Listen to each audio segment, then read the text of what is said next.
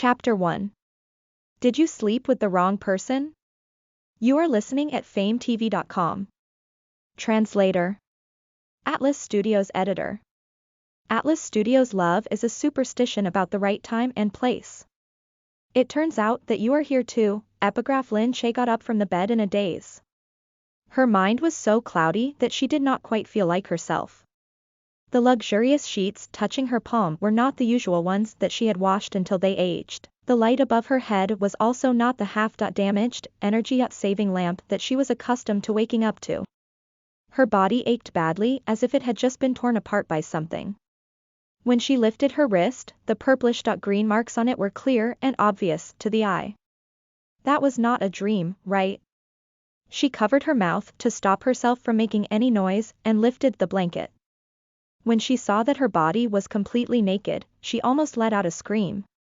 Lin Che's astute eyes rolled along the bottom of her eyelids twice. She decisively removed the blanket and got out of bed. After gathering her messy clothes, she carelessly put them on and prepared to leave without looking back. Suddenly, someone grabbed the back of her neck. Ah! Let go of me. Let go. Lin Che struggled with her arms and legs. The man's large hand was pulling her neck and he yanked her back to the bed with seemingly no effort. Despite being utterly confused by the way she was handled, Lin Che could not help but be dazzled by the man when she looked up at him. Her infatuated eyes fixed on his incomparably beautiful face, unable to look away. What a handsome man! His brooding eyes seemed to carry an aura of innate arrogance. His face was as cold as ice and his straight nose rested high on his clear, pale face. His white, jade-like skin made Lin Che, who thought she had fairly good skin, envious. She knew that she had seen her fair share of men, but in front of this specimen, those labeled as male gods were immediately eclipsed by him. Was this the same man who had tormented her yesterday until she was half dead in the span of half a night? Who sent you here? How dare you drug me? After doing something like that, you think you can still leave here unharmed? He looked at this blanked-out woman, anger flashing deep in his eyes. This strange woman had skin as fair as snow, a pleasantly small face, and a pair of big, expressive eyes. Her eyelashes fluttered like a deer in headlights, but she glared at him unyieldingly. Gu Jing's gaze fixed on Lin Che as her eyes started to move quickly along with her head. She was but a D-list celebrity. After going through many difficulties, she had found out today that A-list celebrity Gu Jingyu was here. Thus, she specifically bought some of the condiments that could make one lose consciousness and put them in his water, thinking that she could take advantage of him. However, she had drugged the wrong person. The person before her, though dizzyingly handsome, was evidently not the top celebrity, Gu Jingyu. He pulled roughly on her arm again, sending her to the ground. Embarrassingly, she even rolled over once before finding her bearings. You? What are you doing? Do you think I'd still be lying here if I drugged you? You must be mistaken. The person who is suffering the most right now is me. Her butt hurt due to the fall, notwithstanding her hurt arm. Worst of all, the pain in her nether regions could not be ignored. Incensed with anger, she shouted directly, the person I wanted to drug was someone else. It had nothing to do with you. You think you're worth drugging. Yours truly does not lay her hands on just anyone. Return me my drug money. Drugged the wrong person. Gu Jing's face tensed and his brow furrowed, which formed 3 vertical wrinkles. His jet-black pupils were like those of a crouching beast's, ones that were staring at this woman in messy clothes.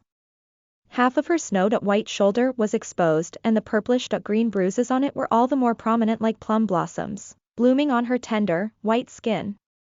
The images of the previous night flashed through his mind a second time. His lower abdomen suddenly heated up again and he felt the obvious arousal surging through his body. He shifted his gaze away from her. This damned woman. How dare she drug him? And with such a potent drug. His momentary loss of focus finally gave Lin Che an opportunity. In her desperation, she jumped off the bed and pushed the man away. Not daring to look back, she quickly ran out. Upon hearing him hiss, she shouted, "What are you looking at? Go look at yourself." Gu Jingze was just about to turn around and grab her when he felt a wave of discomfort. His lower area was once again standing tall and proud. Damn it, he cursed loudly. He clenched his fist in an attempt to curb that damned desire. A series of sounds traveled in from outside.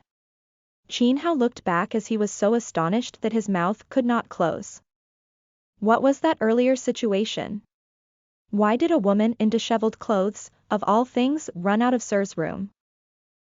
Sir, second young master called to ask if the room was satisfactory, but you fell asleep immediately after you came back yesterday night, so the subordinates did not disturb you. The assistant has informed the president of your schedule, he is waiting for you in the presidential residence. Also, the lady I saw earlier, shut up. Gu Jingze lifted his sharp eyes, his pupils flashing. Qin Hao immediately swallowed all the doubts that he should not have been having. In the bathroom, Gu Jingze continuously scrubbed his body until his skin became sore. Only then did he look into the mirror and swear loudly, *********. Sir, madam is here, Qin Hao reminded him softly from outside, nervousness lacing his voice. Gu Jingze froze. His mother coming over at the moment could not be good news. When he opened the bathroom door, the glamorous lady standing outside was looking at the messy bed in shock. The scattered sheets that were not arranged indicated to anyone of exactly what had happened the night before. Gu Jingze's eyes darkened. He grabbed the bathrobe and draped it over his honey-colored shoulders. I know what you want to ask, but mother, I'm very busy today. How could Mu Wanqing not ask? She could hardly hide the excitement on her face.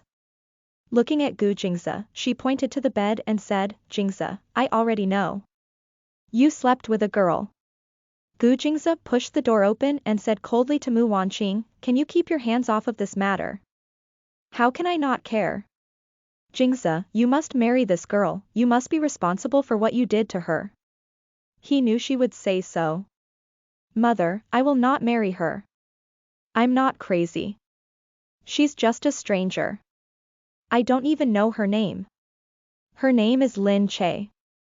She's 23 years old. She's the illegitimate daughter of the Lin Group's Lin family and has 2 elder sisters and 1 younger brother. Her mother died when she was young and her father does not seem to care about her. She lives in the Lin residence, but she doesn't get any financial support from the Lin family, mother. Gu Jingze stood rooted to the ground.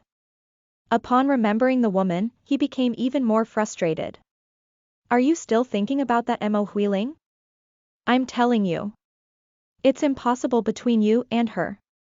You've been with her for so many years, but you still couldn't even touch her. You two are not destined to be together. Mu Wanqing said rudely. Mother, enough. Gu Jingze cut her off. However, Mu Wanqing was too agitated. Jingze, you know that you can't satisfy a woman at all because of your illness. The family has almost finished making preparations for artificial insemination so that you can have a child. However, you touched a woman today. It must mean that she's the one most suited for you. Listen to the full novel at FameTV.com, direct link in the description.